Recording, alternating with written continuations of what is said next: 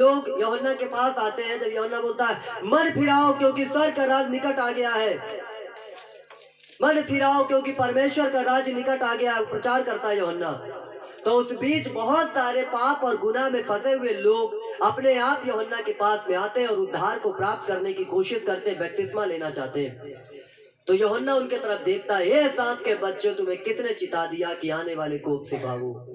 आज के समय अगर पादरी बोल दे, हे सांप के बच्चों, व्यभिचार में लिप्त लोगों, तुम्हें किसने बता दिया कि आने वाले कोप से भागो, तो लाठी लेके पादरी को मारने लगेंगे।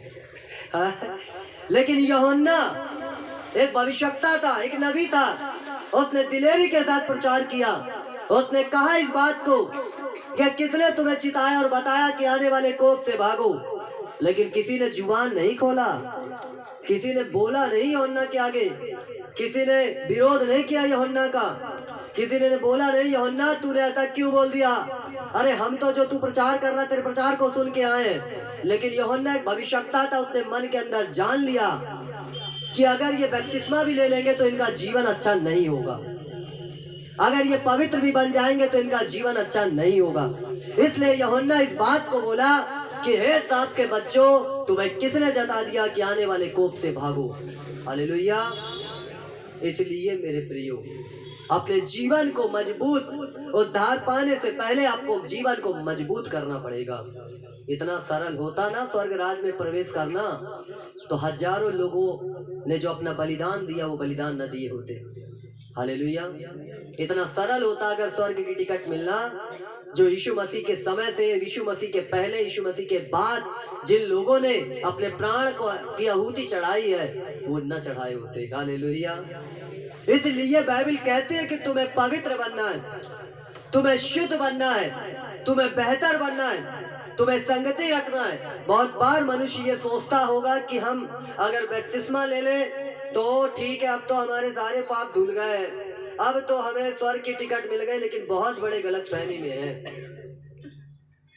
बपतिस्मा आपका होता है, आपका पापों की क्षमा आपको मिलती है, लेकिन यदि आपका जीवन अच्छा नहीं है बपतिस्मा के बाद भी, तो कोई स्वर्ग की टिकट उकट मिलने वाली आपको नहीं है। याद रखना, कहीं आप पहुंचने वाले नहीं है। नरक का जो शैतान के लिए बनाया गया वो द्वार हमेशा खुला है।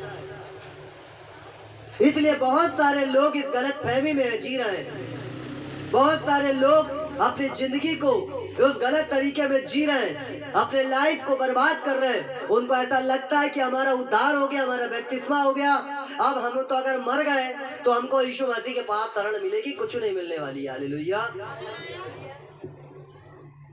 अगर ऐसा होता तो एक जब यीशु मसीह को क्रूस पे चढ़ाया जा रहा था तो एक जो डाकू है वो क्या बोलता है कि हे प्रभु, जब तू अपने राज में आए तो मेरी सुधि लेना। उसका कोई बपतिस्मा नहीं हुआ था, उसका कोई उद्धार नहीं हुआ था, लेकिन एक कंडीशन ऐसी थी, यीशु मसीह डायरेक्ट उसके पास में था और एक और था डाकू। अगर वास्तव में ये परमेश्वर का जन होता तो खुद भी बचता, हमें बचाता। लेकिन एक वो देखिए जिसने बोला कि प्रभु, उसको मालूम चल गया कि ये अगर क्रूस पे चढ़ रहा, हम तो अपराध किए तो हम चढ़ रहे, इसने कुछ नहीं किया, इसको चढ़ाया जा रहा, तो ये कुछ तो है। उसने बोला कि प्रभु तू अपने राज में आए तो मेरी सुधि लेना। उसने यीशु मसीह ने क्या कहा कि आज ही तू मेरे साथ स्वर्ग लोक में होगा, कल ना होगा, परसों नहीं होगा, नरसों नहीं होगा, साल भर बाद नहीं आएगा। अरे ठीक है, मैं जा रहा हूँ, अभी तेरे को भी उतारा जाएगा, गाड़ा जाएगा, फिर तू आना जब स्वर्गारोहण होगा सबका, जब सब आएंगे। बोला नहीं, आज ही तू मेरे साथ स्वर्ग लोक में होगा। और वो निकल लिया टिकट कट गई इसकी। हालेलुया।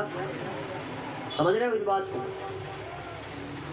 तो ये कंडीशन सबके साथ नहीं हो सकती है, क्योंकि अब यीशु मसीह क्रूस पर नहीं चढ़ाया जा रहा है, वो चढ़ गया, बलिदान हो गया, जीवन को दे दिया। अब आपको वो रोशनी, वो प्रकाश देना दे रहा है स्वर्ग से, एक सहायक आपको दे दिया, पवित्र आत्मा। उसकी आवाज को सुनो और अपने जिंदगी का निर्वाह करो। उस बुराई से अलग हो जाओ, पाप से अलग हो जाओ, वो पवित्र आत्मा की कॉलिंग को, उसकी आवाज को सुनो जो परमेश्वर चाहता है। हालेलुया।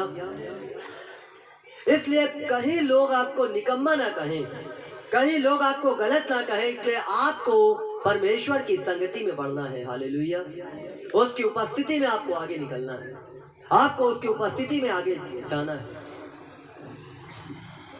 बपतिस्मा तो एक रास्ता है आपके लिए कि आपने यीशु मसीह पे बिलीव किया, आपने उद्धार प्राप्त कर लिया। अब उद्धार प्राप्त करके उसको रखने की जिम्मेदारी आपकी है। हालेलुया। उसको चलाने की जिम्मेदारी आपकी है। आपको आत्मिक जीवन में बढ़ने की जिम्मेदारी अब आपकी है।